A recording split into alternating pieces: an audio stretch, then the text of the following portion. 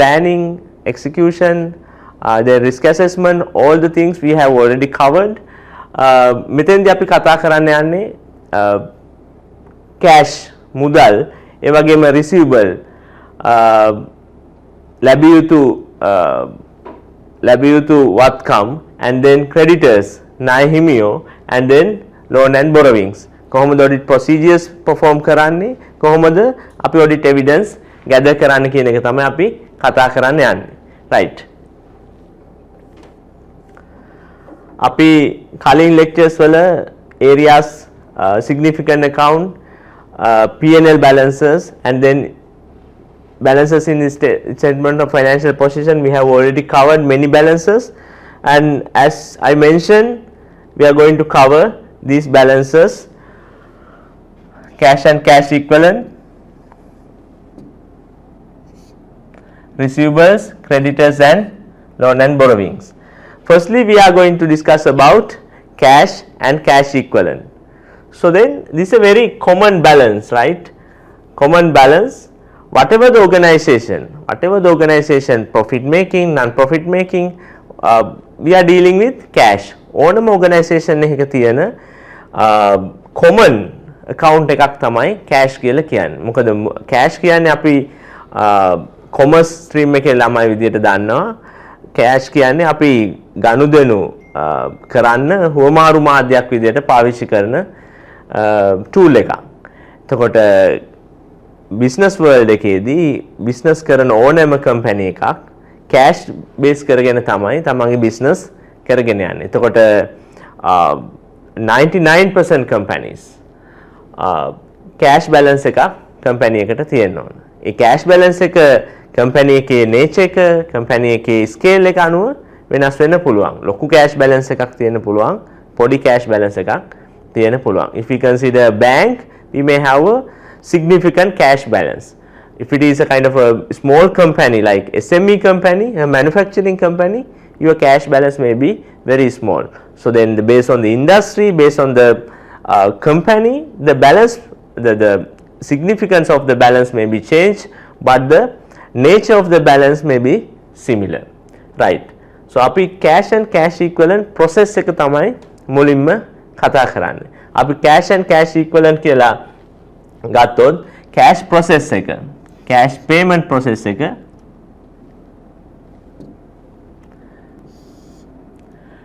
cash receipt process එක and then the cash payment process එක. cash කියලා ගත්තොත් cash consist වෙන්නේ cash payments වලින් සහ cash receipts වලින්. ඕනම company එක අපි cash balance එකට impact වෙන දේවල් මොනවද කියලා අහුවොත් so then cash payment වෙන්න පුළුවන් cash receipt වෙන්න පුළුවන්. එතකොට අපි management එක විදිහට cash receipt process එක cash payment process එකේ controls establish කරලා තියෙන්න ඕන. controls කියලා ගත්තොත් අපි already discuss කරලා තියෙනවා control design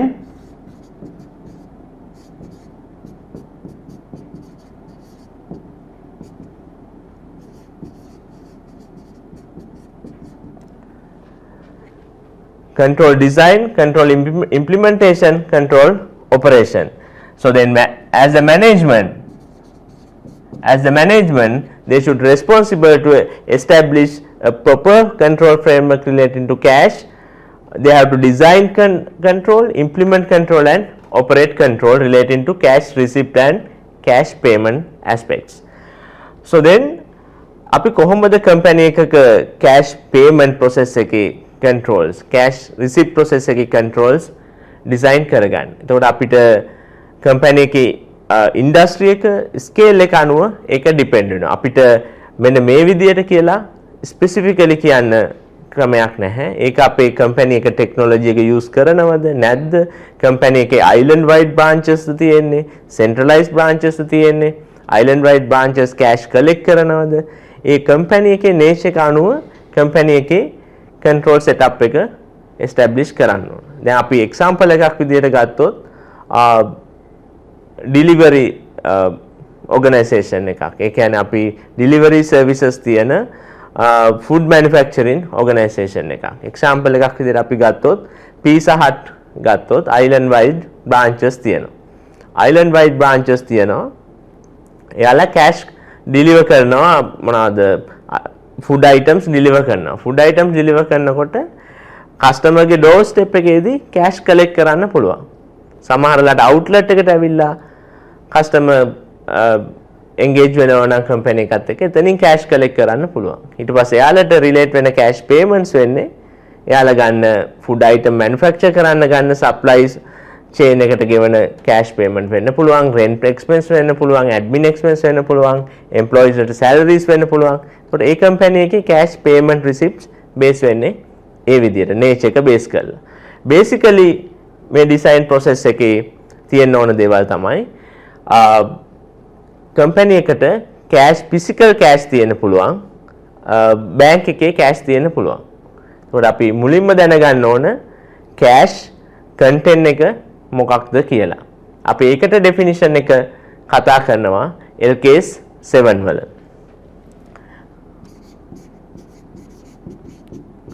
LKS 7 වල කතා කරනවා අපි cash and cash equivalent. අපි cash කියන්නේ මොනවද? cash equivalent කියන්නේ මොනවද?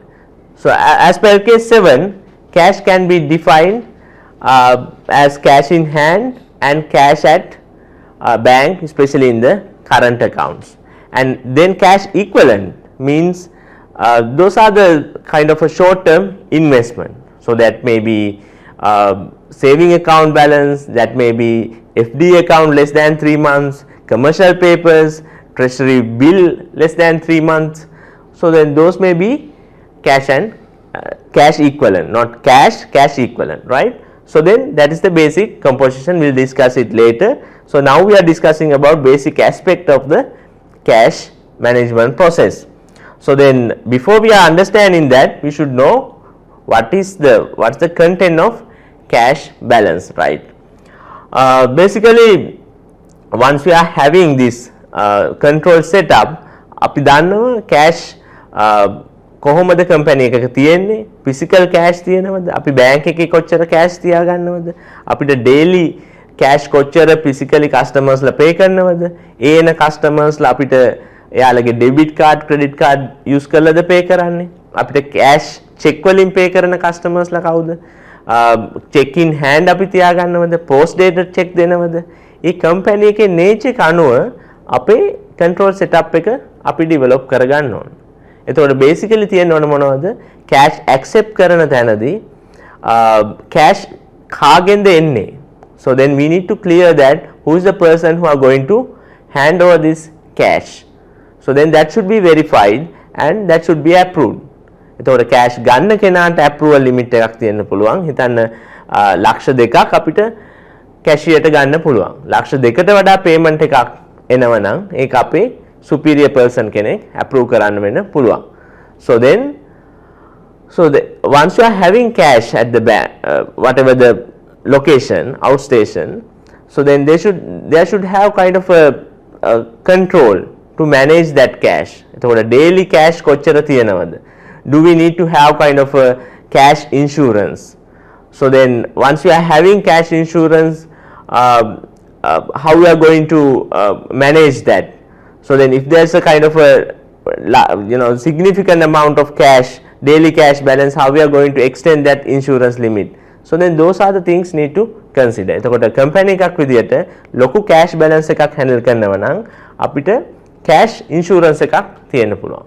එතකොට cash in transit අපි bank එකට ගෙනියනකොට cash deposit කරන්න මොනවම හරි challenge එකක් ආවොත් ඒකට insurance එකක් දාලා තියෙන්න පුළුවන්.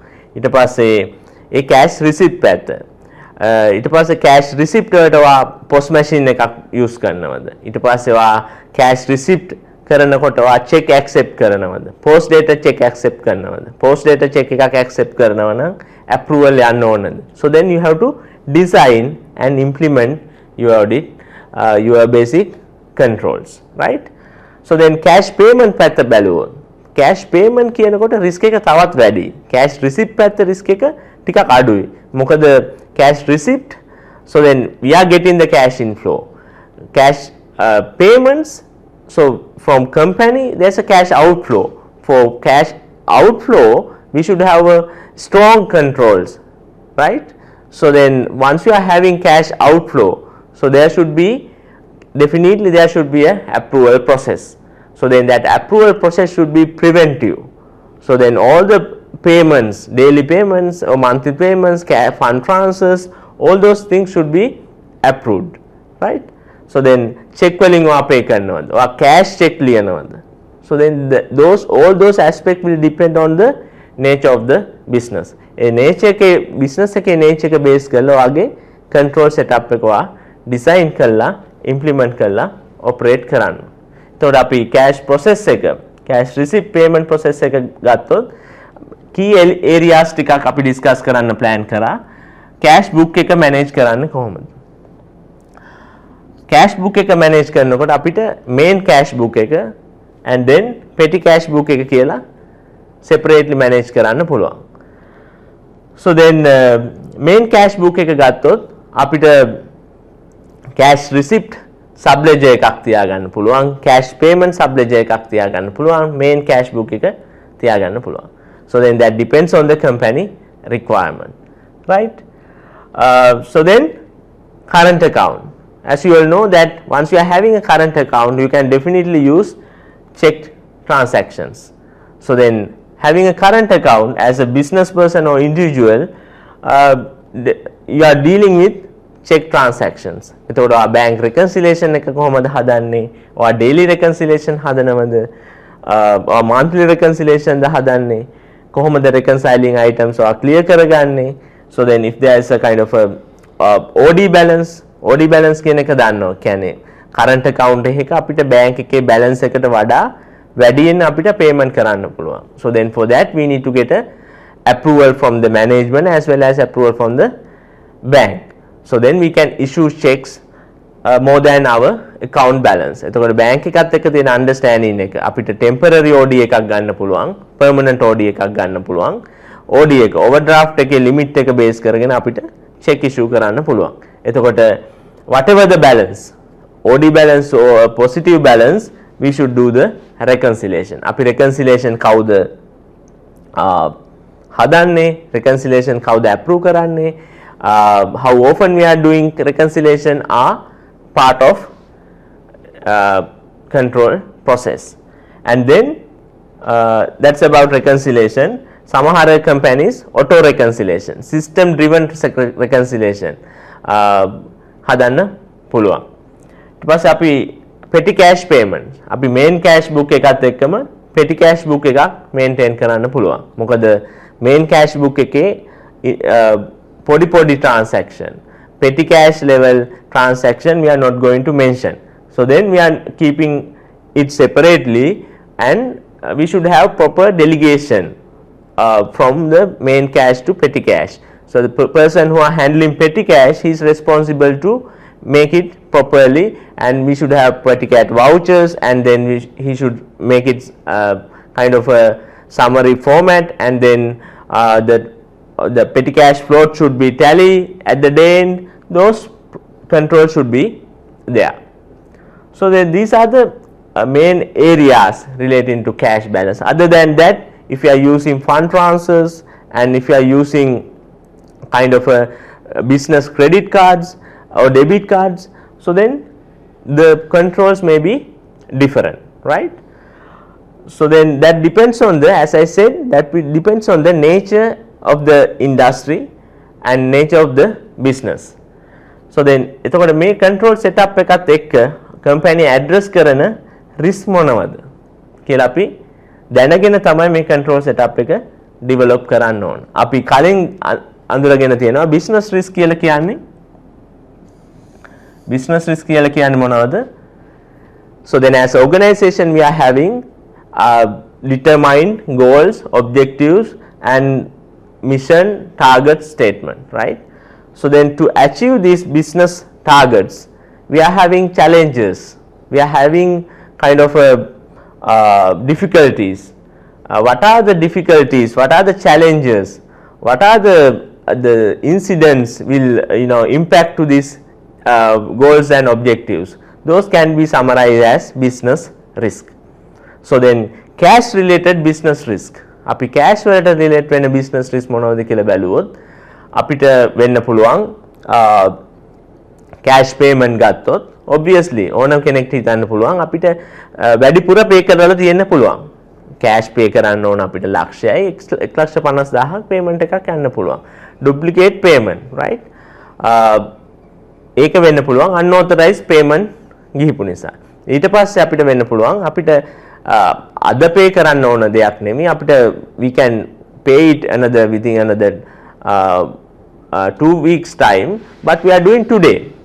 So then that's not good because within that period we need to manage our liquidity, right? So then that's also a risk. අපිට පොඩි period එකක් credit period එකක් enjoy කරන්න තිබිච්ච එක අපි අද pay කරලා තියෙනවා. So that's creating a loss to the organization. Other than that අපි pay කරන party එක වෙනස් party එකට pay කරලා තියෙන්න පුළුවන්. එතකොට අපි fund transfer එකක් කරනවා නම් fund transfer එකක් කරනවා වැරදි account එකකට.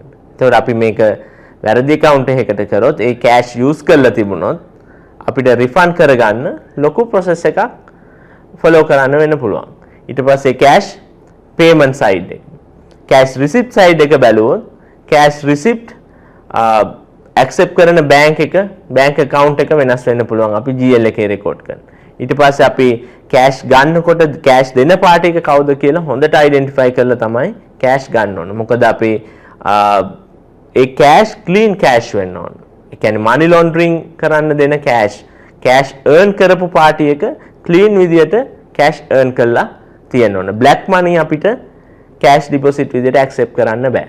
එතකොට cash accept කරන තැනදී අපිට කියන්නේ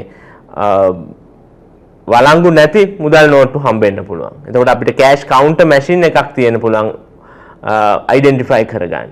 So then එතකොට අවලං කියන්නේ cash මේ ඒවට කියනවා අපි මේ illegal cash එනවනම් company එකකට ඒ මුදල් නෝට්ටු print කරලා තියෙනවනම් හොර විදියට machine එකෙන් pick කරගන්න පුළුවන්. එතකොට machine එකෙන් මුදල් නෝට්ටු එන එක තමයි risk එක. cash counter machine එකක් cash identification machine එකක් තියෙන එක තමයි control එක. So එතකොට අපි cash identification machine එකක් ගන්නවද නැද්ද කියන එක management එක decision එක.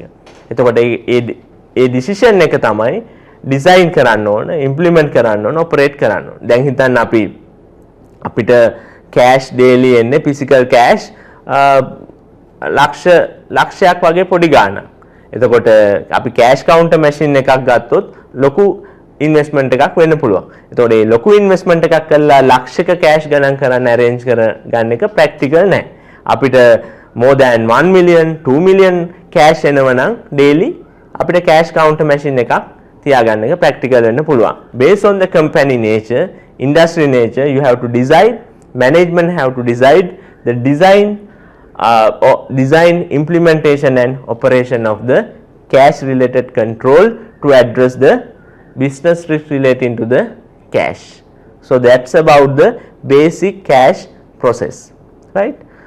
So then as audit perspective, now we can plan our audit procedures, basically test of controls and substantive procedures. So then we can go forward.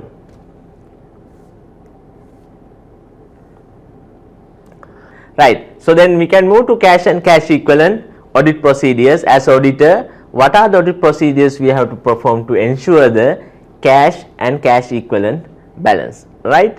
So then as we discussed previously, we have a definition from financial reporting framework for cash and cash equivalent as per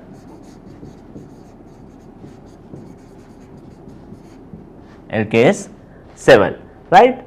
LKS 7, cash and cash equivalent should be consisted with cash in hand balance, current account balance plus whatever the cash equivalent balance. Example, saving accounts, short term deposit, yes, basically. And then other than that, whatever the short term related OD liability can be set off against the cash equivalent, right? So then cash and cash equivalent, we are basically considering about the cash flow statement, right? Once you are doing cash flow statement, you have to net off the cash balance versus cash equivalent balance. In the sense cash equivalent balance එකට අපිට OD balance එක net කරලා පෙන්වන්න පුළුවන්. හැබැයි අපි balance sheet එකට එනකොට statement of financial position එකේදී OD balance එක current liability විදියටත් cash and cash balance එක short term investment balance current asset විදියටත් අපි disclose කරනවා, right? So then altogether we can consider that as cash and cash equivalent. As auditor we have to ensure this balance by performing audit procedures, right? අපි audit procedures perform කරන්න කලින් cash and cash equivalent balance එකේ risk එක අපි analyze කරලා තියෙනවා. We have already analyzed the risk to the accession level, accession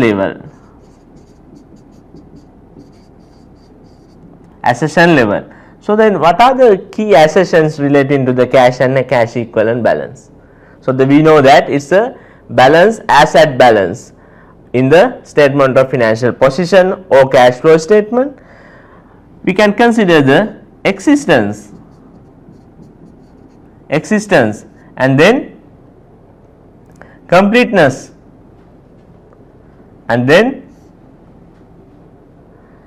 valuation if we are having foreign currency. Otherwise valuation accession may be less risk, but we can say valuation and then right and obligation and then presentation and disclosure. So then those are the basic accessions we are going to check. So then for this accession level we have evaluated the risk, inherent risk and the control risk at the walkthrough level, and then we have done the combined risk assessment and we have already concluded what are the audit procedures we are going to perform. So then before we are going to perform audit procedures, as we all know that we need to decide audit approach. අපි audit approach එක decide කරන්න ඕන. අපි accession level එකට combined risk එක assess කරලා අපි next step එක විදියට ඒ combined risk එකේ result එක බලලා අපි TOC කරනවද full substantive approach එකද select කරගන්න කියලා decide කරන්න ඕන. TOC plus full substantive ද TOC නැතුව directly full substantive ද කියලා decide කරන්න ඕන. Right? So then most of the cases we are doing a reliant control approach for cash and cash equivalent balance. What's the basic reason? So as organization, cash and cash equivalent balance is a balance we are having many number of transactions during the period. So then as auditor, to practically to evaluate the balances, to ensure the balances, practical aspect, the reliant control approach may be very effective. So then it's up to you, it's up to the auditor's audit plan. So they have a budget, they are the risk assessment, they can decide, it's a judgmental call, but most of the cases auditors selecting the reliant control approach. එතකොට අපි reliant control approach එකේ මොන procedures ද කරන්න කියන එක අපි focus කරමු. So then as we discussed, in a cash receipt and cash payment process අපිට control setup එකක් තියෙනවා. control setup එකේ already design කරලා තියෙනවා, implement කරලා තියෙනවා. design අපි implementation අපි check කරා walk through stage එකේදී. So we are coming to TOC now. On the TOC we are going to check what? Operating effectiveness of the controls we have already discussed. Cash receipt related control, cash payment related control, right? So then අපිට එක link වෙන්න පුළුවන් processes වලට නේද? අපි sales, cash sales වලට link වෙන්න පුළුවන්. අපිට purchases, cash purchases වලට link වෙන්න පුළුවන්.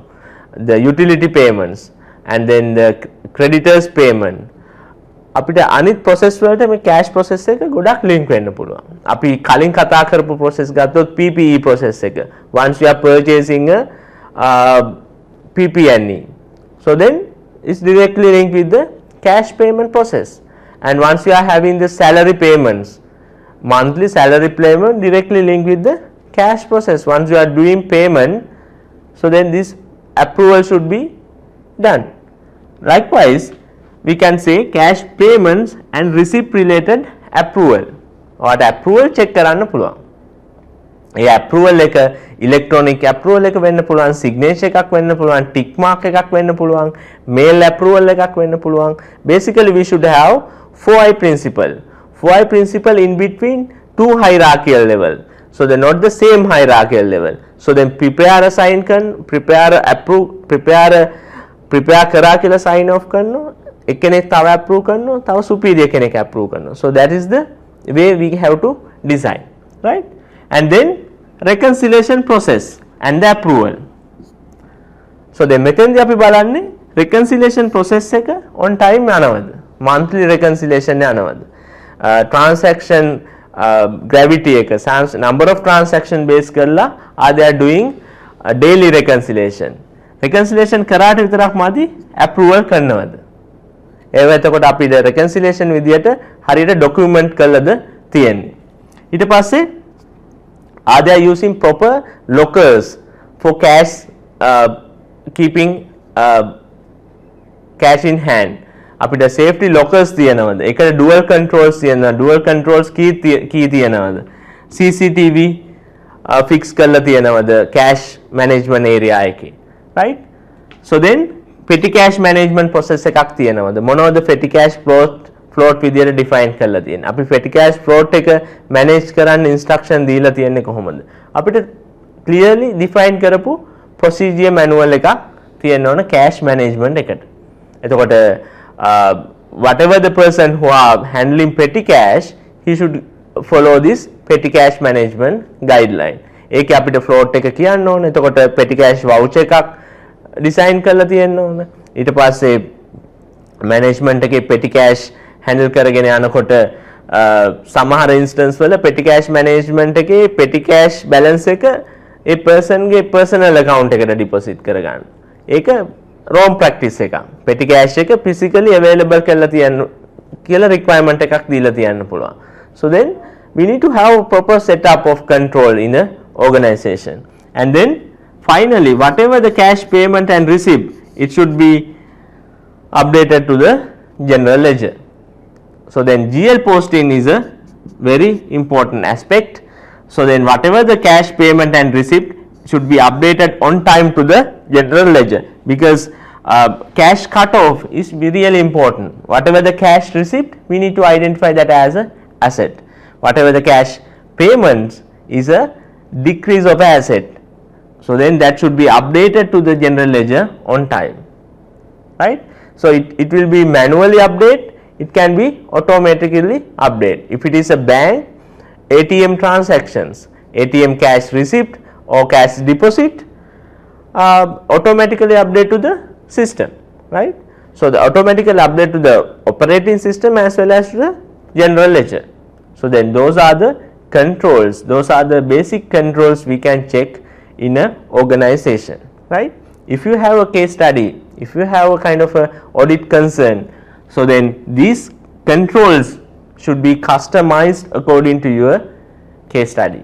ඒක අපිට වෙන්න පුළුවන් ලංකාව island wide branches තියෙන operation එකක් වෙන්න පුළුවන්, manufacturing company එකක් වෙන්න පුළුවන්, hotel company එකක් වෙන්න පුළුවන්. hotel company එක සමහර විට foreign currency transaction ගෙස්ලා foreign currency වලින් pay කරන්න පුළුවන්. එතකොට අපිට foreign currency convert කරන control එක මොකක්ද? කවුද convert කරන්නේ? So then those can be added to the as the controls. So then අපිට තව control list එකක් මෙහෙම අපිට add කරගන්න පුළුවන්. එතකොට ඔයාට understanding එක තියෙන්න ඕන. Student කෙනෙක් විදියට අපි කොහොමද මේ control set එක identify කරගන්නේ? industry එකට company එකට customize කරන්නේ. So then how we are going to check the operating effectiveness through the TOC, right? So that's about test of controls about cash and cash equivalent, right? එතකොට අපි මෙතන අපි cash විදියට ගත්තොත් cash equivalent විදියට ගත්තොත් current account එකක් open කරන්නේ කොහොමද? කවුද approval දීලා තියෙන්නේ? short term deposit එකක් ඩිපොසිට් කරන්න කවුද approval දීලා තියෙන්නේ. ඒක dispose කරන්න කොහොමද? ඒවත් අපිට මෙතෙන්ට add කරගන්න පුළුවන්. right? so එතකොට short term FD එකක් less than 3 months ඒක open කරන්න approval දුන්නේ කවුද? එතකොට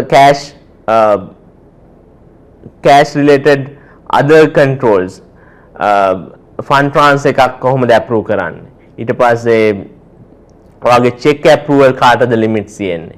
එතකොට අපි ඒක මොනවද? ඒ related control set එක අපි define කරලා තියෙනවා. ඊට පස්සේ related documents manage කරන්නේ කොහොමද කියන එකත් important. අපි cash receipt එකක් කඩනවද? ඊට පස්සේ automated receipt එකක්ද generate වෙන්නේ? receipt number එකක් තියෙනවද? කොහොමද අපි check වල check numbers maintain කරන්නේ? counterfoil ඊට පස්සේ check පිළිපත කොහොමද manage කරගන්නේ? ඒව document කරලා තියෙන්නේ කොහොමද? ඒ control setup එක අපිට check කරගන්න පුළුවන් cash related control විදියට. ඊට පස්සේ අපි control set එක study කරලා check කරලා අපි control operating effectiveness එක relied not relied කියලා conclude කරනවා. so then what we have to do? so then we have to reassess our initial CRA. Initial CRA should be reassessed. So then this process we are continuously doing for each and every balance. Once we are doing revenue, inventory, the same approach we use. We did walkthrough test and then we did TOC, walkthrough test and then audit approach. We perform TOC and then TOC result should be added to the initial CRA. So then we can call that CRA reassessment. According to the reassess CRA combined risk, we are going to perform substantive procedures. Once you are doing substantive procedures, you have to select samples, you have to do variance analysis and data analytics and then sample testing. All those things should be based on the reassess CRA. අලුතෙන් reassess කරපු combined risk එක base කරලා තමයි sample testing scope එක decide කරගන්නේ substantive procedures වල. right? දැන් අපි substantive procedures set එක discuss කරගන්න තමයි ready වෙන්නේ. එතකොට substantive procedures විදියට ගත්තොත් කීම substantive procedure එක mainම substantive procedure එක විදියට අපිට කියන්න පුළුවන් call direct confirmation.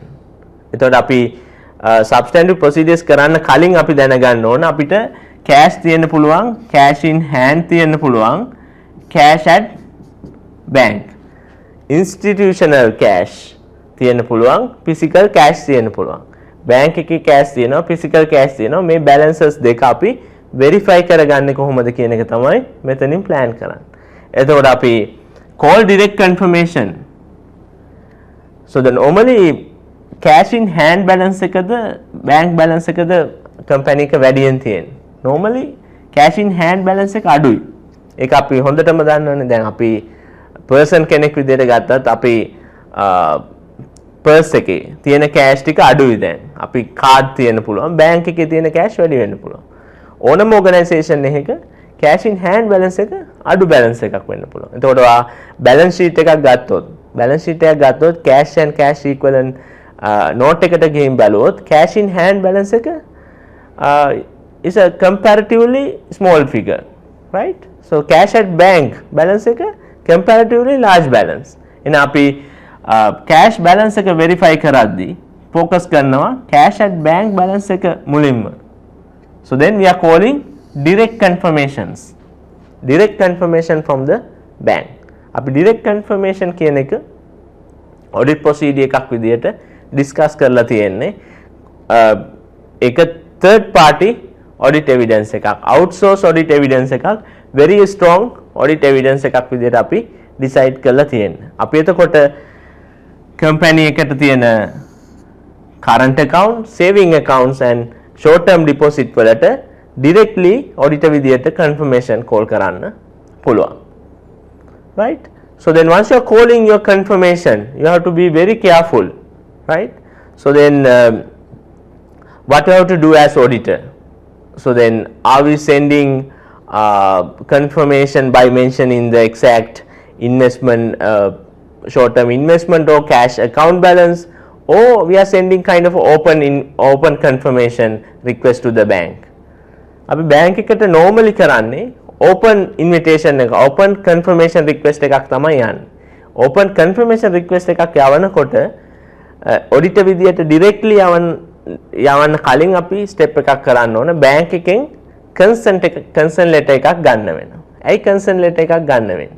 මොකද bank එකේ confidential information auditor විදියට දෙන්න කියලා bank එකේ authorities තියෙන, ඒ කියන්නේ signatory powers දීලා තියෙන කට්ටිය sign කරපු letter එකක් නැත්නම් bank එක අපිට directly report කරන්න නැහැ auditor විදියට. එහෙනම් අපි මොකද කරන්න ඕන? Firstly we have to get a consent letter from the management to confirm the balance directly to the auditors. එතකොට ඒ letter එක අරගෙන ඒ letter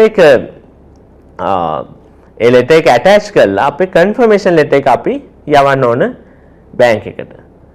එතකොට යවනකොට අපිට strategy එකක් විදියට mention කියන්න පුළුවන්. අපි bank account numbers මුකුත් mention කරන්න යන්නේ නැහැ. investment related numbers මුකුත් mention කරන්න යන්නේ නැහැ.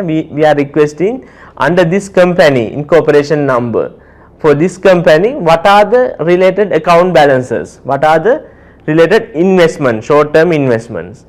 So then after asking that, bank directly confirming what are the related balances and what are the related accounts and the balances. So then we can cross check the related balances with the general ledger. So that is the basic audit procedure. We are going to confirm the cash at bank balance. So that will ensure the existence and the completeness of cash balance basically, right? And then after having this confirmation, we know that this balance is appear at the bank, but our cash book balance may be different. So then that's why we are doing bank reconciliation.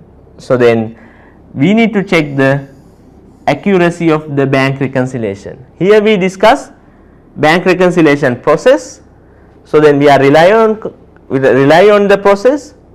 At the substantive stage, what we can do is we can ensure the accuracy of the reconciliation, right? So then once you are going to the reconciliation, so then I have an example here.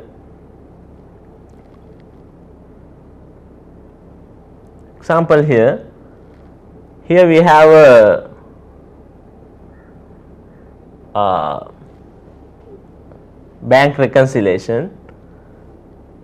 Actually this is a real bank reconciliation. I have changed the related information. So then all the confidential information we have removed, and this is a real bank reconciliation. It's not a kind of a large reconciliation, very small reconciliation. So then you know that basic concept of the reconciliation, right? So then basically we have a presumption that once you are doing the reconciliation, what's the assumption you have? The cash balance, cash book balance should be tally with the bank statement balance. So then theoretically it should be tally, but in practically ඒක tally වෙන්නේ නැති වෙන්න පුළුවන්. So then because of two reasons from the company, reasons from the bank, right? Reasons from the company and the bank. So whatever the reasons relating to the company, we can adjust to the cash book.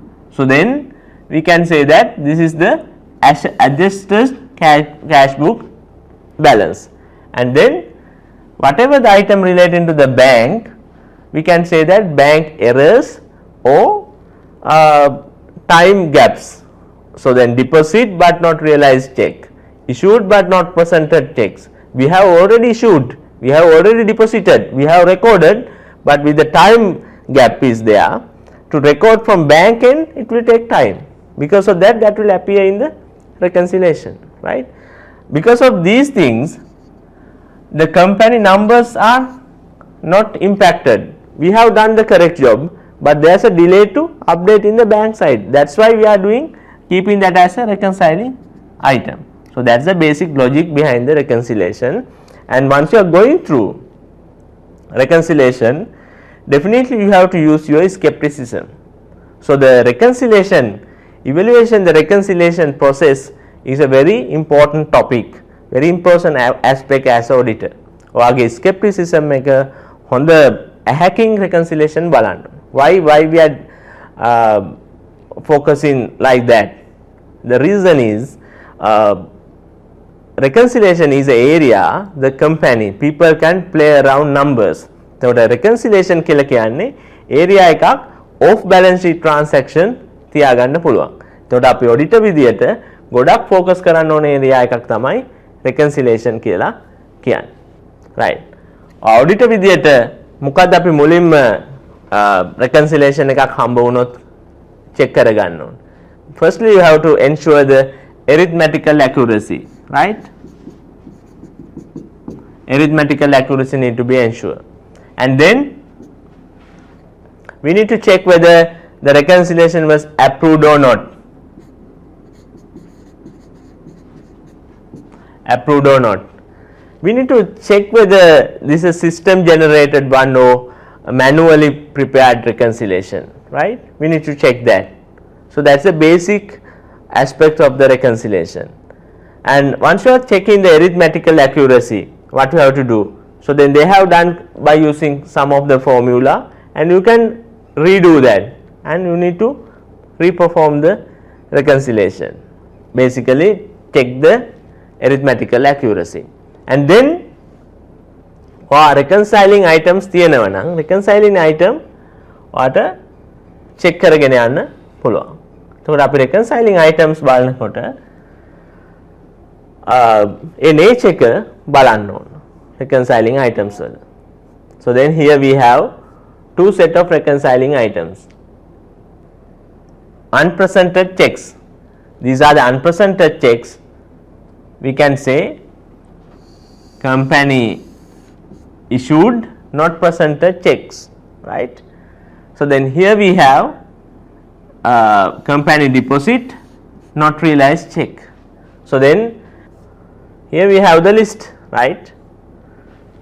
6.2 million. Here we have the 6.2 million, right? Once you are going through this list, you can see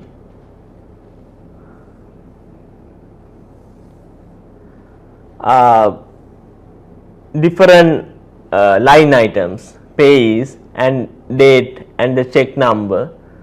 So then basically with this reconciliation as of 31st March 2024, right? 2024, and then here we have the transaction date and the party and the number. එතකොට අපි බලාගෙන මෙහෙම study කරගෙන යනකොට ඔයාට check number එක බලන්න පුළුවන්, පාටි එක බලන්න පුළුවන්, amount එක බලන්න පුළුවන්, date එක බලන්න පුළුවන්. Whatever the given details, you have to check by using your skepticism. So then once you are checking these dates, aging, what තේරෙනවා? Some of the dates you can see, right? From here all the dates relating to 2023 long outstanding check issued but not presented. Long outstanding check issued but not presented. It's kind of a indication of unusual transaction. A party who are having a check, so then definitely he will go to the bank and clear the cash. So then if there is a significant delay, we need to ask what's the reason, right?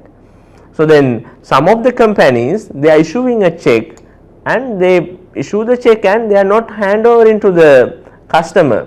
So they are keeping this issued check in their drawer. Still those check may be in their custody. එතකොට අපි මේ check ටික identify කරලා බලන්න ඕන check handover in note එකක් තියෙනවද handover in register එකක් තියෙනවද handover in system report එකක් ගන්න පුළුවන් ඒකත් එක්ක අපිට check කරන්න පුළුවන් so then the date right so the once you are going with this party payee so then same party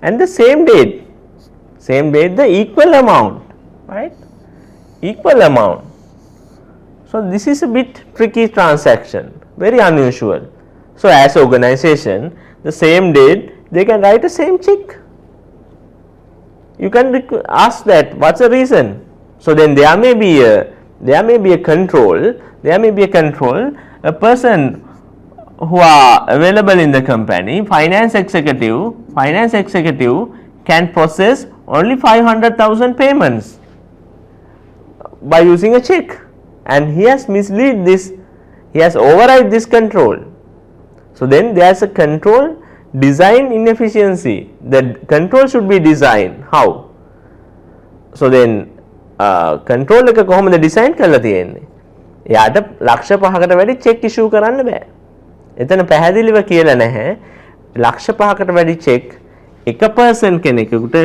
එක date එකක issue කරන්න බෑ කියලා නැහැ so then because of that he is misusing this control එහෙනම් අපි design එක හරියට කොහොමද කියන්න වෙන්නේ for finance executive can't issue more than 500,000 payment per one person in a one day if it is so he has to get a approval so then that control design may not be there in the organization as auditor you can question that so then those are the area you need to concern right and further you can see some of the items here we have see bank charges still bank charges appearing in the reconciliation this is an adjusting item to the cash book you can question that and we have a kind of a journal entry description it's also very unusual you can question that right further and direct names are there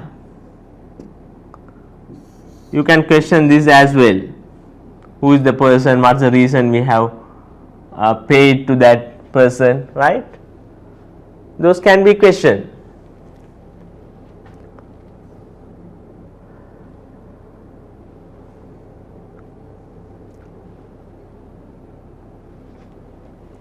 here actually salary expense for the Mr. Malshan so for salaries normally we are not issuing checks in organization we do fund transfer or casual wages some of the people who are temporary we are having we can pay direct cash or normally we are not issuing checks for salary related payments we can question that as well bit unusual right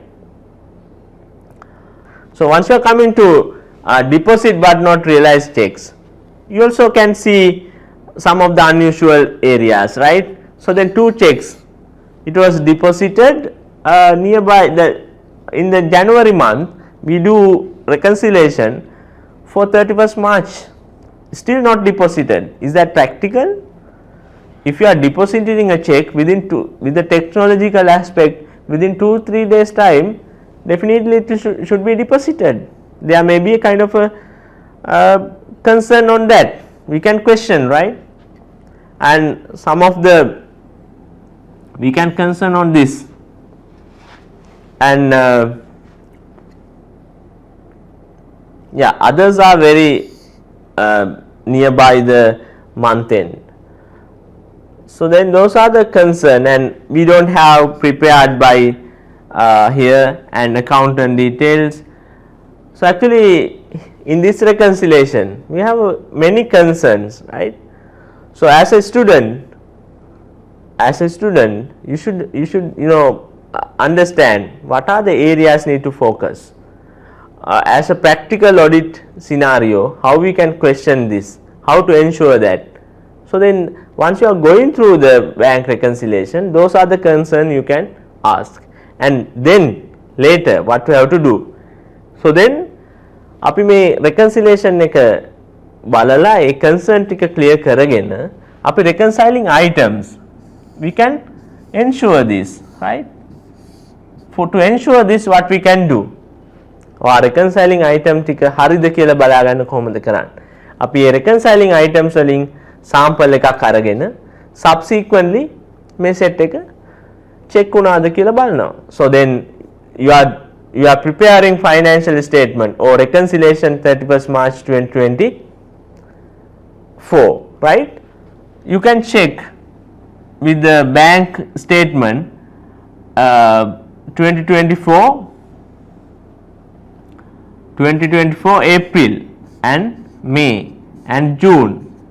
We can get 3 months and we can cross check whether this issued check was came to the company, came to the bank and deposited check, not realized checks, subsequently deposited. If it is so, we can consider this reconciliation is correct as at that date, right? So then what we can do is, I am repeating myself again. Firstly, we have to go through the reconciliation and accuracy of the arithmetical accuracy. We have to check the nature of the items, and after doing that two aspects, you can check the subsequent settlement of the reconciling items. So then reconciling items can be checked, right? Whether subsequently it was deposited or not. What a subsequent මාස 3ක මාස 2ක reconciliation එක අරගෙන reconciling items ensure කරගන්න පුළුවන්, right? ensure කරගන්න පුළුවන්. එතකොට අපි deposit වෙච්ච balances තියෙනවා 31st March cash book එකේ record වෙලා තියෙනවා. bank එකට යනකොට April month එකට වුණා. එතකොට April month එකේ deposit වෙලා තියෙනවා නම් අපි මේක reconciling item එකක් විදියට ensure කරගන්නවා. එතකොට අපිට දැන්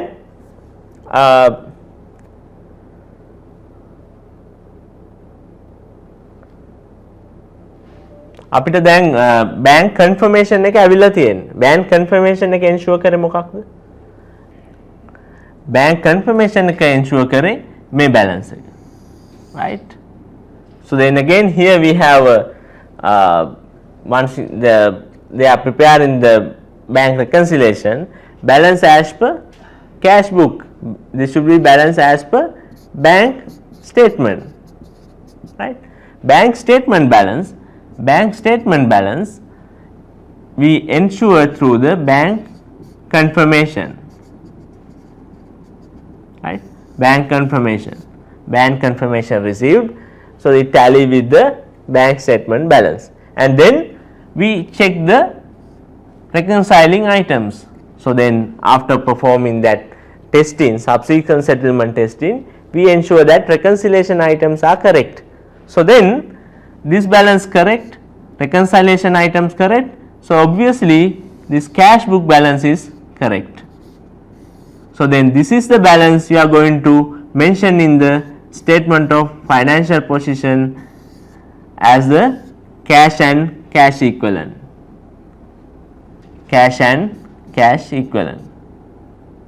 So then this is the balance. So then once you are issuing your audit opinion, now you are comfortable with this balance. එතකොට අපි thought process එක develop වෙන්නේ කොහොමද? bank reconciliation එකේදී අපි ensure කරගන්නවා reconciling items, bank confirmation එකෙන් ensure කරගන්නවා bank balance එක. එතකොට bank balance එකෙන් අපි reconciling items adjust කරලා bank balance එකට arrive වෙනවා. So then that balance should be reflected in the statement of financial position. Before we are issuing the audit opinion, those aspects should be ensured, right? I hope that is clear. You have to get a basic understanding of the reconciliation. As auditor, how you are going to perform audit procedures over the reconciliation. එතකොට මේ reconciliation basic reconciliation එක company and company එකට වෙනස් වෙන්න පුළුවන්. මේ reconciliation එක pages 10ක් තියෙන companies තියෙන්න පුළුවන්. සමහර companies වල. So then once you are dealing with foreign companies, right? Once you are working in a foreign country, definitely we don't have reconciling item most of the cases. On time they are updating the systems, right? So then most of the cases we do not have any reconciling items. So the mostly the cash book balance in line with the bank statement balance. If it is so, management side and the auditor's life also very easy, right? So the scenario එකට වෙනස් වෙන්න පුළුවන්. The basic concept is same. As auditor, you need to ensure the existence, completeness of the cash balance as at the reporting date. So then we can go back to the procedures, right? Now we discuss checking bank reconciliation. We have already discussed confirmation, right? And then this all about what? All about cash at bank, current account balances, right? And then if you have cash physical cash, what you have to do is you have to perform the cash count. එතකොට cash count එක කරන්නේ කොහොමද? cash count එකට auditor cash count කරනවද? auditor cash count කරන්නේ. auditor කෙනෙක් විදියට management එක month end එකේ day end එකේ cash count එක කරලා tally කරන්න ඕන accounts finance වලට trial balance එකට. auditor මොකද කරන්න ඕන? auditor එක observe කරලා check කරලා ensure කරගන්න ඕන year end එකේදී.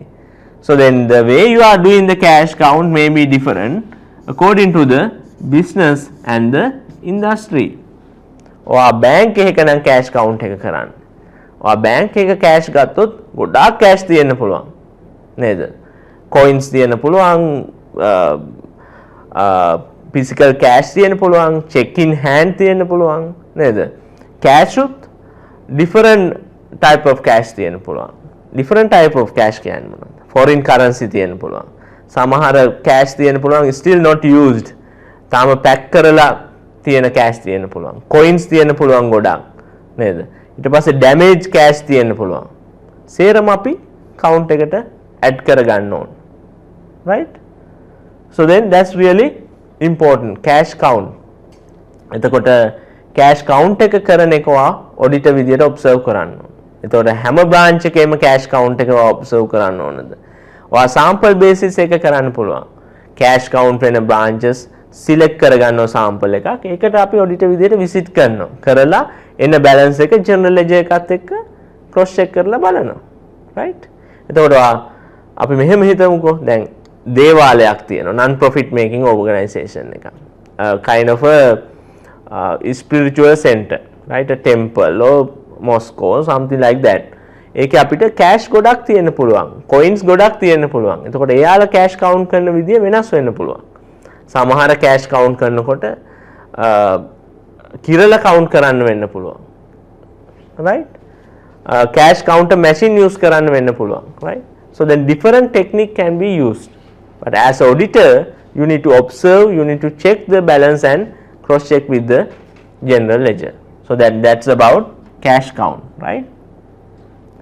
If you are having foreign currency, as I said, as at the reporting date, you are having foreign currency cash in hand or short term deposit. What you have to do is you have to convert to the reporting currency, right? Once you are converting to the reporting currency, you have to use the correct exchange rate. So basically you have to use that the buying rate. So then we have buying rate and the selling rate. If you have the cash, if you want to convert, you have to give to the kind of the commercial bank or whatever the money transferring company. You have to give from their end. It's a buying transaction, right? You have to use the buying rate to convert cash value, right? So then if you are having kind of a significant amount of foreign currency, if you are using a let's say kind of a foreign exchange rate maybe for 1 rupee, forex rate 355 70 cents 70 cents into 80 cents may be having significant impact based on the balance you are dealing with, right. So, then the very sensitive to use the correct exchange rates to convert the foreign currency, that is really important, right. So, then you can cross check with the your whatever the current account you are keeping in the whatever the commercial bank you are using, you can get that their rate, their buying rate, right. You can refer the central bank website and you can get the as at date buying rate. You can cross check with these and you can ensure the used buying rate by the company. එතකොට company එක කරපු cash valuation එක check කරනකොට ඔයා independently check කරගන්න වෙනවා. independently check කරගන්නකොට ඔයාට ගොඩක් transaction company එක ගොඩක් transaction කරන commercial bank එකේ buying rate එක check කරගන්න පුළුවන්. නැත්නම් අපිට central bank එකේ buying rate එකත් එක්ක cross check කරලා reasonability එක check කරන්න පුළුවන්. right. So then we are moving forward. We know that the cash valuation and we can move to the cash cutoff. Cash cutoff කියන්නේ මොකක්ද? So then we know that now the cutoff concept, right? We discuss about revenue cutoff, inventory cutoff, cash cutoff, the same concept. As at a reporting date, whatever the cash receipt, whatever the cash payment relating to the particular year should be recorded to that particular year.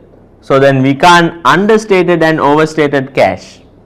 Whatever the cash receipt relevant for 2024 should be recorded to 2024. It can't be transferred to 2025. So the cash receipt cutoff එක cash payment cutoff එක දෙකම ensure කරගන්න ඕන. එතකොට අපි cash receipt, cash payment, check payment, check receipt, fund transfers, each and every cutoff should be ensured. එතකොට company එක cash cutoff එක focus කරද්දී අපි මොකද කරන්න ඕන? අපි cash receipt side එකේ cutoff එක ensure කරගන්න ඕන. cash payment side එකේ cutoff එක, check payment side එක, check receipt side එක and fund transfer side එක, all those aspects should be ensured. ඒක depend වෙන්නේ ඔයාගේ cash check payment නැත්තම් අපි check cut off එක ගැන worry වෙන්නේ නැහැ. fund transfers නැත්තම් fund transfer ගැන worry වෙන්නේ නැහැ. So then that depends on the company nature. So the basic concept, cut off testing concept එක same. ඔයා මොකක්ද කරන්න ඕන? අපි payments receipt අපේ cut off date එක 31st December. එහෙනම් අපි මොකද කරන්නේ? last 10 payments, last 10 receipt, first 10 payments of Jan and December. This is 2025, let's say 2024, 2023, right? You are doing the audit for 2023. So then you have to check December 2023 December, last 10 payments, last 10 receipt, first 10 receipt of 2024 January, first 10 payments of 2024 January. So then once you are going through that, you can check the sequence order. According to the sequence order, you need to check whether they have approved, they have do the payment exactly on the correct date. අපි දන්නවා දැන් cut off එක කරද්දී first 10 last 10 ඔයාට last 15 ගන්න පුළුවන්, last 5 ගන්න පුළුවන්, that based on your judgment. අපිට last month එකම ගන්න පුළුවන් check කරලා, right? So then what you have to do after getting this, you need to check the accuracy of the sequence order, and then what you have to check is you have to check whether they have done correct adjustment for correct period. Whatever the item relating to Jan 2024 should be adjusted to 2024, right? Whatever the item relating to the 2023 should be adjusted to 2023. So then that will ensure the exact amount of cash as at the reporting date, right? So then that will ensure the cutoff testing. So then whatever the question you are getting, so then accordingly you need to customize your answer, whether you are going to do cutoff testing for cash cutoff or check cutoff or fund transfer cutoff, right? Okay, I hope that you are clear. So then finally you can check the related disclosure. Okay, cash balance එක related disclosures මොනවද? ඔයාට cash flow statement එක related disclosures වෙන්න පුළුවන්. cash balance එක related disclosures වෙන්න පුළුවන්. ඔයාගේ cash flow එකේදී අපි restricted cash තියනවද? ඔයාගේ cash සමහර balances තියෙන්න පුළුවන්. current account balance එකක්, saving account එකක්. ඒ මොනවද terms and condition එක ඒ cash අපිට move කරන්න බෑ. Sometimes banks are telling once you are going with a loan, you have to open a kind of a saving account, you have to do a minimum deposit, you can't reduce that, you can't use that, that's a kind of a restricted cash.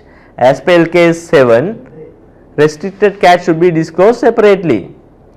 So then samahara cash short term investment, treasury bill, commercial papers අපි pledge කරලා තියෙන්න වෙන්න පුළුවන්. guarantee එකක් විදියට pledge කරලා තියෙන්න පුළුවන්. එතකොට ඒක අපි disclose කරන්න. So then we have different requirement, disclosure requirement. Was LKS 7 එක අනුව disclosures LKS 7 and other financial reporting framework LKS 1 current asset, then whether we have done the classification for current the bank OD and the cash balance in the statement of financial position, all those things should be in line with the financial reporting framework, right? So after ensuring all those aspects, as auditor we can say that all these assertions are correct. So then we are ready to issue a true and fair view about cash and cash equivalent balance. So then I hope that you are clear about audit procedures relating to cash and cash equivalent, right? So then we can move forward, right? So then we completed cash and cash equivalent, we are moving to trade receivables. Trade receivables by nature is a asset balance, is a asset balance in the statement of financial position, right? So basically it's a financial instrument. The reporting framework SLFRS 9.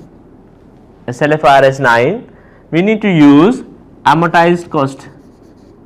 Amortized cost is a financial asset measured at amortized cost. Amortized cost, right? Amortized cost. According to SLFRS 9, we are having financial asset measured at amortized cost, financial asset measured at fair value through P&L, financial asset measured at fair value through OCI. So that's about SLFRS 9. So this is a trade and receivable. Trade receivables is a financial asset measured at amortized cost, right? That's the basic nature. So then trade receivables came to the picture because of credit sales. So then if we are having credit based sales, we are having trade receivables, right? So the company එක trade receivables කොහොමද තියෙන්නේ, nature එක මොකක්ද, එතකොට මොකක්ද මේ balance එකේ content එක කියන එක ඔයා study කරලා තියෙනවා. දැන් එතකොට අපිට straight forward අපි ගත්තොත් manufacturing company එකක් wholesale customers ලට අපි දෙනවා 30 days credit period එක. අපිට obviously trade receivable තියෙන්න පුළුවන්. Sales credit debit to trade receivable balance, right?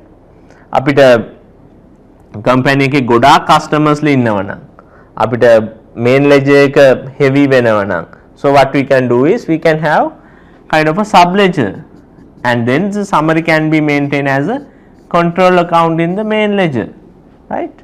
That depends on the nature and the complexity of the company. That's the manufacturing company.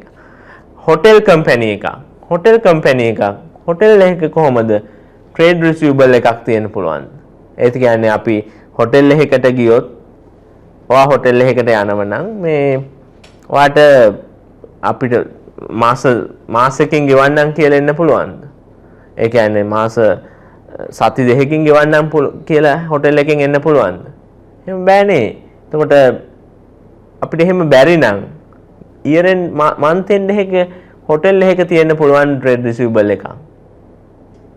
doubt එකක් තියෙනවා. So that depends on the nature. ඔව් තියෙන්න පුළුවන්. කොහොමද තියෙන්න පුළුවන් වෙන්නේ? ඒක depends on the company, depends on the hotel. ඔයාගේ guest ledger එකක් තියෙන්න පුළුවන්. guest ledger එකක් තියෙන්න පුළුවන්. guest ලා ඇවිල්ලා තියෙනවා year end එකේ. year end එකේ December, so they are going annual leaves and they are going out for visit. So then last week of December we have 100% occupancy, right? Majority of the guests will stay January 10th, right? Till January 10th they will stay. So then, so whatever the days spent in December, right, 2023 December, like 3 days or 5 days should be recorded as a revenue in 2023. So then whatever the remaining 10 days may be 2024. So then the payment will be done at the point of departure. So then එතකොට මේ date එකේදී වාට එක receivable එකක්. ඒ balance එක පොඩි amount එකක් වෙන්න පුළුවන් with comparing to others. තව යාලා travel agent ලගෙන් ගන්නව නම් ගෙස්ලා. travel agent ලා ගෙවන්නේ month end එකේ සාමාන්‍යයෙන්. travel agent ලා ගෙස්ලා contact කරනව නම් travel agent තමයි අපි guest ගෙවන්නේ. travel agent තමයි hotel එකට ගෙවන්නේ. එතකොට travel agent ගේ ledger එක receivable එකක් විදියට තියෙන්න පුළුවන්. right? එතකොට ඒ company එකේ nature එක hotel එකක් නම් ඒ විදියට. ඔයා ගියොත් hospital එකකට. hospital එකේ තියෙන්න පුළුවන් ද trade receivable එකක්. ඔයාට කියන්නේ hospital එකෙන් බෙහෙත් අරගෙන පස්සේ සල්ලි දෙන්නම් කියලා එන්න පුළුවන්ද? Can't be, right? They're very difficult. So then as a hospital trade receivable balance එකක් තියෙන්න බැරිද? තියෙන්න පුළුවන් trade receivable balance එකක්. ඔයා directly pay කරලා ඔයාට receivable එකක් නැති වෙන්න පුළුවන්. ඔයා insurance එකක් use කරනවා නම් insurance company guarantee එකක් දෙනවා hospital එකට මම pay කරන්නම් කියලා. insurance company එක pay කරන්නේ month end එකේ. So that's a receivable to the for the hospital, right? So it's a financial asset, right to receive cash, right? And අපි guest කෙනෙක් වගේම අපි patient කෙනෙක් එනවා year end එකේ දවස් 3ක් විතරක් තමයි මේ month එකට 2023. එතකොට මේ 3 days වලදී යා testing කරා, එයාට accommodation, foods and then whatever the medicine for 3 days consider as a receivable for that period. So another 10 days he may stay. So at the point of departure, at the point of discharge point, he will pay the whole bill. So up until this date, whatever the receivable balance should be identified as receivable in the books. So that's a basic concept, right? So then I want to highlight that according to the nature of the business, the receivable balance may be different, the customer portfolio may be different, right? So then accordingly the risk related to the balance may be different. So then as auditor you need to carefully plan your audit procedures, right? If you are using the full cash sales and transactions, you may not have the trade receivable balance, right? So then that's the company policy and the nature. According to that nature, you can decide your audit procedures. So then that trade receivable directly linked with sales. So then obviously is a balance relating to many transactions. If it is so, you can use a reliant control approach, basically reliant control approach.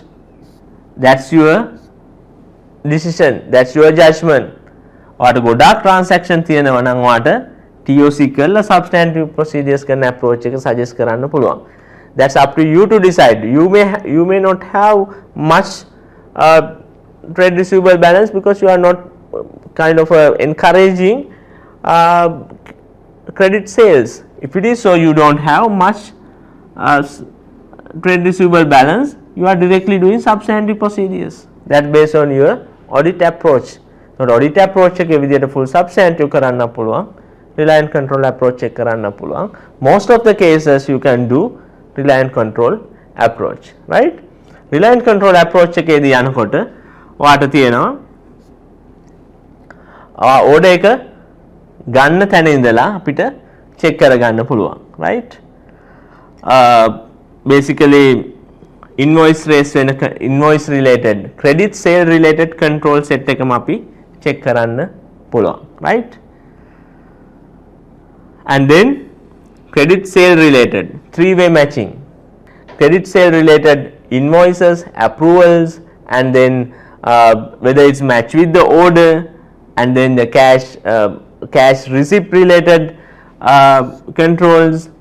So then basically once you are having this credit sales, the credit sale invoice creating process and the recording process, the general ledger should be updated on time, right? So then the credit sale cutoff will ensure the trade receivable balance accuracy, right? So then controls relating to orders, control relating to invoices, and then those things will add value to the trade receivable balance, and receiving cash make a negative impact to the trade receivable balance once you are receiving cash from the customers, right? And then reconciliation process. What do you mean by reconciliation? And then as I said previously, we may have subledger, right? Subledger and the main ledger control account, and then subledger balance should be tallied with the main ledger balance, and the subledger will be done by separate person, main ledger will be done by the separate person. So then we are involving two different parties and the answer should be equal. It's a good control as a company. So then if there's a different, so there may be an issue relating to subledger or in the main ledger. After identifying all those things, you need to reconcile this. So then that's a good control. So then how they are doing the reconciliation, who is the person preparing, who is the person going to approve that, and how often they are doing this reconciliation, those are the controls we can check, right? And then provision calculation, that's really important. Who is the person doing provision calculation? Why we are doing this provisioning calculation? Yes, definitely we need to do the provision calculation because trade receivables creating a credit risk. For credit risk, as per SLFRS 9, by using expected loss method, we need to make a provision, right? So then provision calculation එක කොහොමද කරන්නේ? Model එකක්ද use කරන්නේ? අපි කොහොමද ඒක data අරගෙන තියෙන්නේ? history එක analyze කරලා තියෙන්නේ කොහොමද? futuristic aspect එක add කරලා තියෙන්නේ කොහොමද? economic factor adjustment කොහොමද කරලා තියෙන්නේ? Are we using adequate competent staff to do this? Have we passed correct journal entries to the books? So then those are the areas you have to focus, right? Another thing is the data validation about the provisioning calculation. That's really important, right? So then those are the basic controls relating to trade receivable balance. So then after doing this TOC, you are going to ensure the operating effectiveness of the control. So then this operating effectiveness related conclusion will be adjusted to reassess the CRA, combined risk assessment. Based on reassess CRA, you are going to perform substantive procedures. Substantive procedures directly link with balances, as you all know, right? So then the key confirmation, the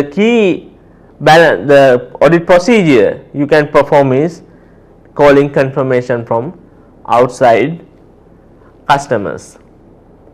Calling confirmation is a core audit procedure for trade receivables. What a inventory wala critical audit procedure එක මොකක්ද කියලා අහුවොත් physical verification of inventory. Trade receivable වල key audit procedure එක මොකක්ද කියලා අහුවොත් calling direct confirmation. So after having direct confirmation from customer, if it is tally with the general ledger, so we are satisfied. We don't need to do other audit procedures. So then other audit procedures ensure the existence, but sometimes your provisioning may be done, but to ensure the existence we don't need to do other procedures, right? Direct confirmation is really important. The direct confirmation sending process is really important. Practically අපිට direct confirmation යවන්න පුළුවන්ද? දැන් අපි company එකේ nature එක අනුව තමයි audit procedure එක decide කරන්න.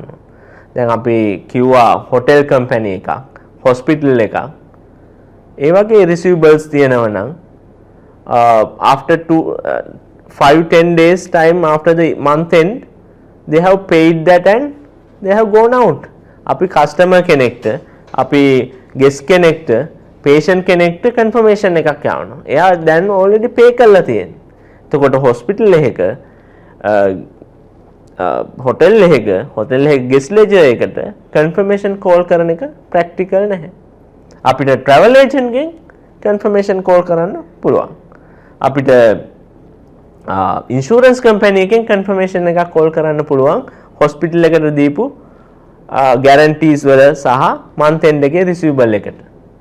So then you have to decide, you have to very careful about the content of the balance before you are calling your confirmation. Other thing is, once you are calling your confirmation, the language, whether අපි මොන customer base එකකටද යවන්නේ. එතකොට අපි bank එකක confirmation යවනවා නම්, bank එකක confirmation යවනවා නම් අපේ region එක base කරගෙන අපිට literacy power එක සිංහල පුළුවන්ද, tamil විතරක්ද පුළුවන් වෙන්නේ, english පුළුවන්ද ඒ කට්ටියට, අපි island wide confirmation english language එකෙන් යවනවා. අපිට outstation වල අපි english language එක expert ලා customers ලා හොඳටම english language එක තියෙනවද කියලා doubt එකක් තියෙනවා. අපේ confirmation process එක ineffective වෙන්න පුළුවන්. So in the confirmation some of the instance we are mentioning the request in 3 languages, right? So then those are the things we need to consider. සමහර අපි customer base ඉන්නවා company එක, ඒ කට්ටිය කියන්නේ මොනවාද confirmation එකක් reply කරන්න එහෙම කියන්නේ advanced knowledge එකක් නැහැ. එතකොට එයාලා proactively මේක respond කරන එකක් නැති වෙන්න පුළුවන්. එතකොට අපි confirmation call කරනවද කියලා you have to decide first, right? So then accordingly you can decide, you can call confirmation, right? එතකොට confirmation call කරන්නේ balance එක කොහොමද select කරගන්නේ? ඔයාට confirmation call කරන්න data portfolio එකක් තියෙන්න පුළුවන්. trade receivable portfolio එකක් තියෙන්න පුළුවන්. trade receivable portfolio එකෙන් ඔයා key items sample එකක් select කරගන්න ඕන. ඔයා trade receivable 100% portfolio එකටම confirmation call කරන්නේ නැහැ. ඔයා sample එකක් select කරගෙන ඔයාගේ sampling tool එක use කරලා හරි ඒ representative sample එකක්, ඒ කියන්නේ portfolio එක represent කරන representative plus key item include වෙච්ච sample එකක් select කරගෙන ඔයා confirmation call කරන process එක start කරන්න.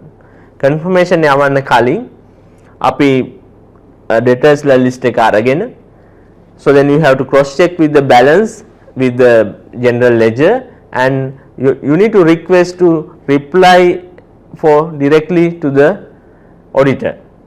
So, some of the instance we are sending the reply envelope as well. We are sending a අපි ඒ letter එක ආපහු එවන්න reply envelope එකකුත් දාලා යවනවා, right?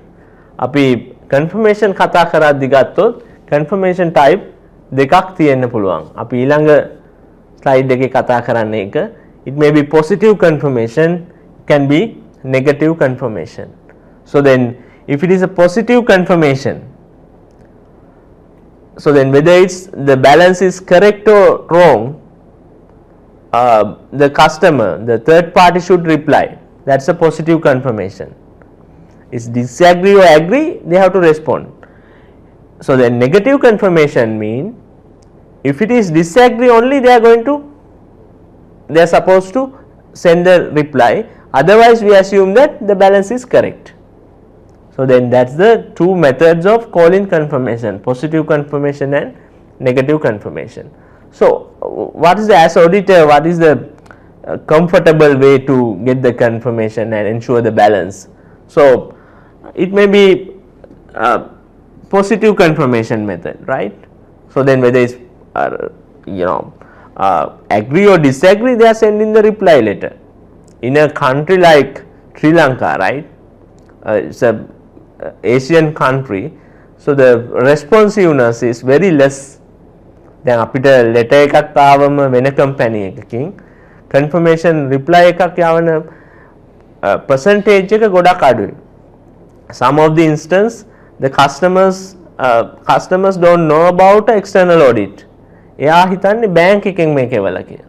එතකොට එයා ඒ letter එක අරගෙන bank එකට යවනවා. So then it's complicated. So getting reply may be really difficult. So then the best method is, practically best method is the positive confirmation.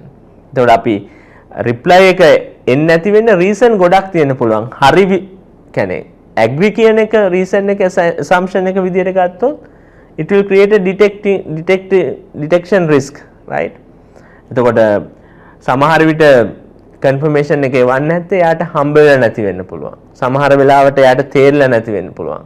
එයා confirmation එක දාන්න plan කරන් ඉඳලා මග හැරෙන්න පුළුවන්. So then there may be different reason. So then once they are sending that, there may be difference. So then after sending negative confirmation, if you are thinking that not receiving the confirmation, it's tallying with the general ledger with the outside balance, confirmed balance, it creating kind of a discrepancy between the balance and the conclusion.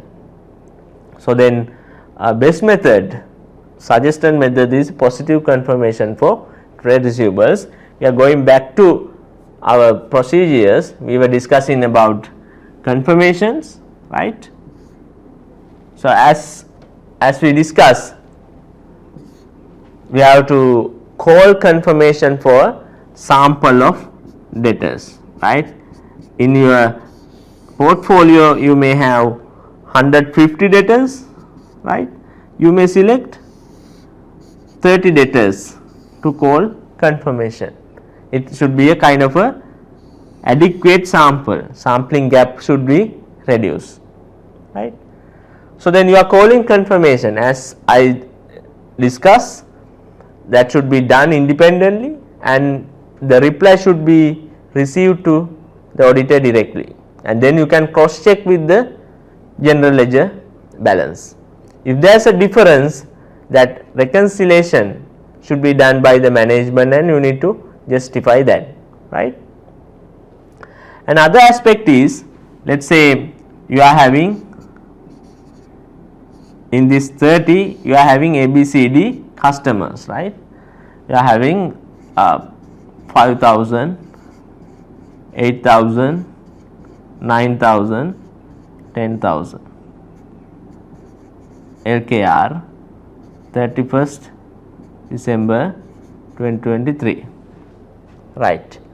So for A, they have sent the confirmation, it's tallying with the balance, right? So the B, send the confirmation, not tallying in the balance 7500, but they have a kind of a valid reason, reconciled and valid reason is there, but C not responded, D also not responded.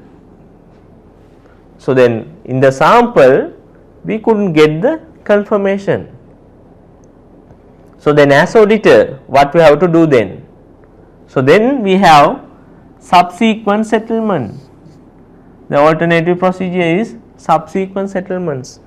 So then subsequent settlement by the customer, we should receive cash as at the reporting date. As at the reporting date, we have this much of receivable balance.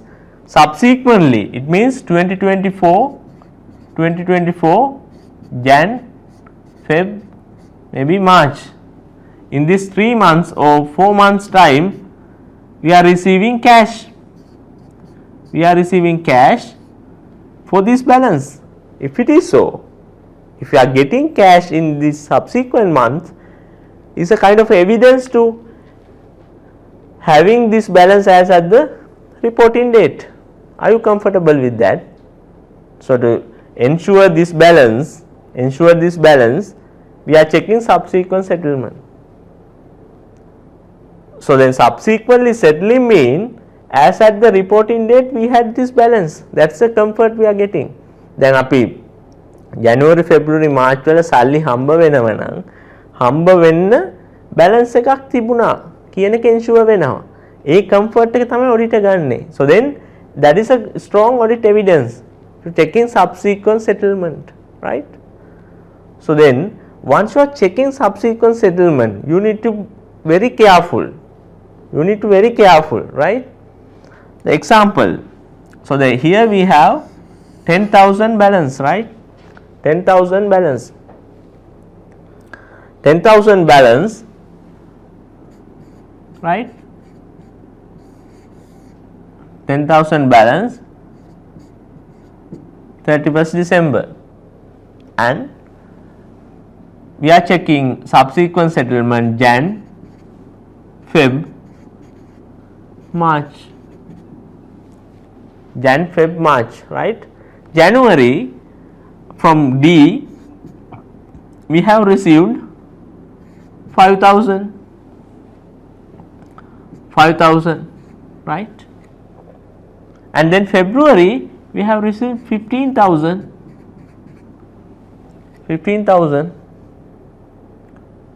and March we have received another 20,000. Altogether in this 3-month period we have received 40,000.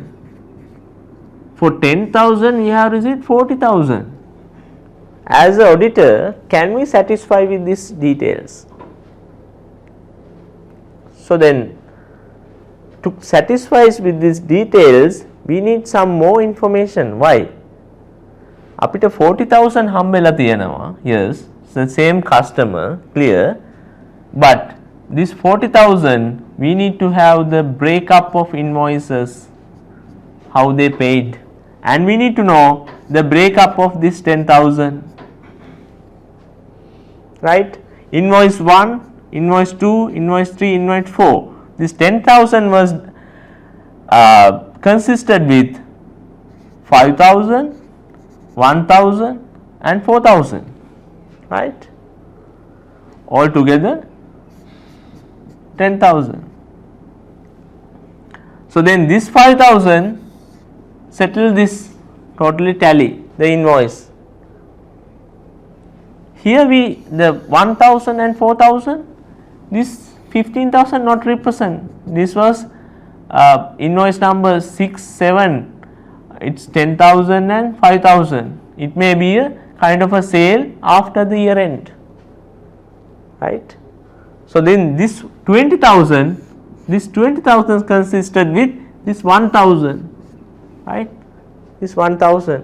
So then there's a doubt about this 4,000.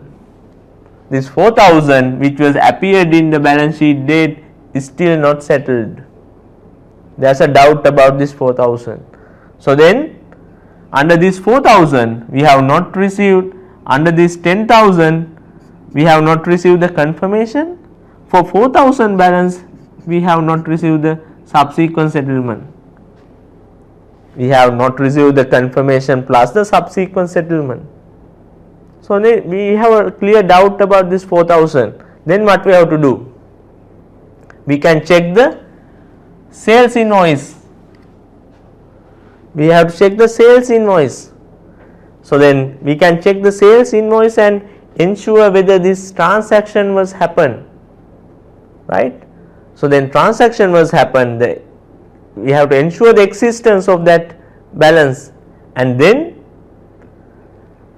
we can with this delay we can do the provision. That's another concern, but here we are waiting to see, we are going to confirm the existence, call confirmation, check the subsequent settlement, both are not there, and we are going to check the invoice. එතකොට අපිට confirmation එක ආවෙත් නැහැ, subsequently settle වෙලත් නැත්නම් ඔයගේ invoice එකෙන් අපිට බලා ගන්න පුළුවන් මේ transaction එක ඇත්තටම වුණාද, exit වෙනවද මේ transaction එක, customer exit වෙනවද, bogus transaction එකක්ද කියලා බලා ගන්න පුළුවන්. බලාගෙන අපිට මේ delay එකට provision එකක් දාන්න පුළුවන් provision calculation එකේදී, right? So then this is really important. Once you are checking your subsequent settlement, you have to cross check with the individual invoices, right? So then අපි hotel එකක් ගත්තොත් අපි guest ledger එකට confirmation call කරන්නේ නැහැ. හැබැයි අපි travel agent ලගෙන් confirmation call කරනවා. travel agent ගේ receivable එක එනකොට cash subsequently settle වෙනකොට subsequent settlement වලට guest wise අපි check කරගන්න ඕන. සමහර guest කෙනෙක් ගෙවල නැත්නම් travel agent, so then travel agent continuously අපිට pay කරනවා. So then year end එකෙන් පස්සේ guest ලටත් pay කරනවා. So then you have to cross check with the balance as at the reporting date with the individual balances with the cash payment. So that's really important, right? That's about subsequent settlement. And then you can check invoices as well as to get some other comfort. You can select a sample of invoices and sample of cash receipt with the source document, right? And if it is a kind of a significant concern, with the consent from the management, you can directly contact the customer. ඒ කියන්නේ ඔයාට mail එකක් යවන්න පුළුවන්, mobile call එකක් දෙන්න පුළුවන්, customer ව contact කරගන්නත් පුළුවන්. So then prior to that you have to get the management consent. ඔයාට directly customers ලට call කරන්න authority එක නැහැ. මොකද customer is a core person in the organization. So then we have to focus about the customer reputation, and we can't disturb to the customers. Because of all those facts, we need to get the consent from the management, and we need to identify that customer and what is the best method to reach out to him. So all those things need to think and reach out to the customer and get the confirmation, right? And then you can analyze the sub ledger and the main ledger. So here we are having reconciliation process as a control. So as auditor you can analyze that sub ledger and the main ledger. So the monthly you can analyze. If there's a significant variance in a particular specific month, you can ask the reason. If there's unusual variance, if there's a kind of a bogus transactions, you can identify all those things. If they want to show kind of a quarterly performance, so then they can do premature revenue. So the premature revenue, what they are doing, they are creating bogus sales invoices, sales credit, credit sales credit, debit to trade receivable. So then that can be captured through this type of analysis, right? And recalculation the provisioning. So here provision calculation related controls, company කොහොමද controls තියෙන්නේ කියන එක. So So then as auditor independently you can recalculate the provisioning. එතකොට provision recalculate කරනවත් provisioning එකේ basis එක හොඳට provisioning model එක study කරලා තියෙනවා. Right? So then as per SLFRS 9 the provisioning should be based on the expected loss method. එතකොට futuristic aspect එක අපි බලන්න ඕන. future එකේදී මේ credit receivable due වෙන්නේ කොහොමද? credit risk එක create වෙන්නේ කොහොමද? එතකොට අපේ expected credit loss එක කොහොමද calculate කරලා තියෙන්නේ company එක? එයාලා economic factor එකක් use කරලාද? ඔයාලා probability of default බලලාද? loss given default calculate කරලාද? final provisioning rate එක කීයද? කොහොමද අපි method එකක් aging එකක් base කරලාද calculate කරලා තියෙන්නේ කියන එක important. එතකොට අපි aging එකේ accuracy එක කොහොමද check කරගන්නේ?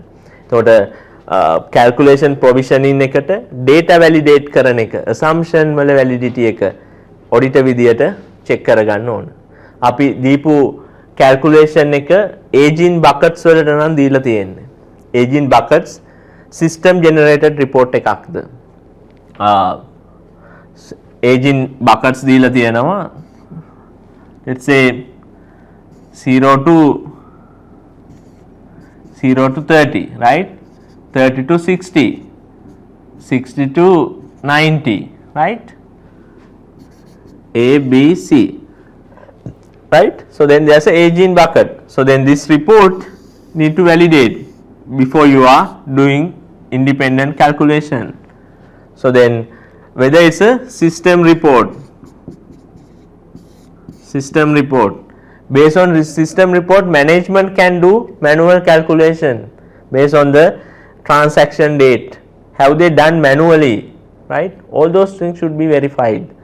So then to ensure this, what they can do, whether it's a system report, they can do manipulations.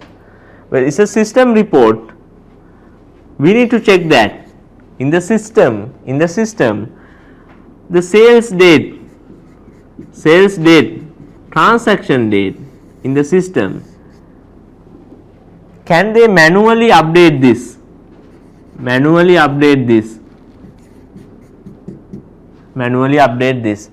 If they can manually update that sales transaction date, so then before they are giving this aging, what they can do is at the back end from the system they can enter to the system and update the sales date. They can update to the recent date. So then all the transaction will appear 0 to 30 bucket. So then you need to verify in the system, can they manually adjust the sales transaction date? So that should be tested. And then after doing that, you can select some of the transaction, some of the receivable balance, and you can cross check with the invoice date and the aging bucket date. So then firstly you should ensure the aging report and then you can use for your provisioning calculation.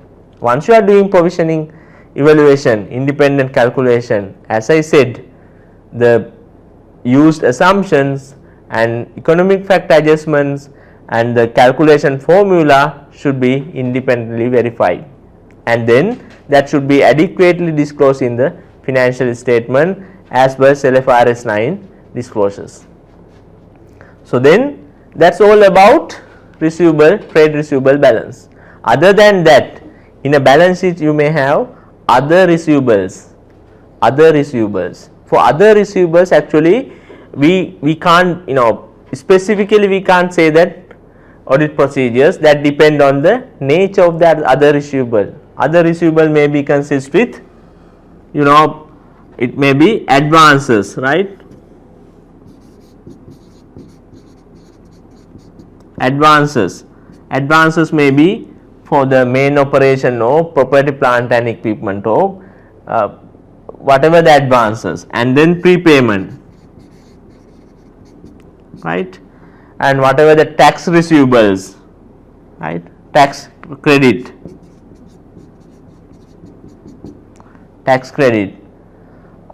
different type of other receivables may be there, related party, directors receivable, right. So then these items may not be financial asset. Advances, prepayment, tax credit, here we don't have right to receive cash, we don't have, it's not a financial asset, but RPT receivable may be financial asset, right. So then whatever the other receivables you have, according to the balance you need to decide what is the audit procedure, right. So then with these practices now you can decide if it is advance payment, prepayment, what is the audit procedure. So then if it is advance payment, need to check the approval and need to check the nature of the advance payment, is that within the payment approval limits, and is there any kind of a significant payment, proper approval should be there. With the compared to the balance sheet, it's a very significant whether we need to have board approval for this decision to make advance. So then all those things can be tested, that can be decided based on the scenario, right.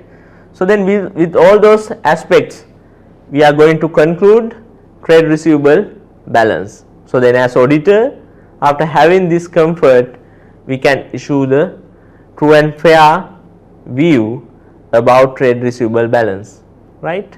So then we can move forward with other balances, and we already discussed about this confirmation process. As auditor we can call positive confirmation and negative confirmation, that's up to you to decide according to the nature of the balance whether we are using what is the method you are going to use, right. And then going forward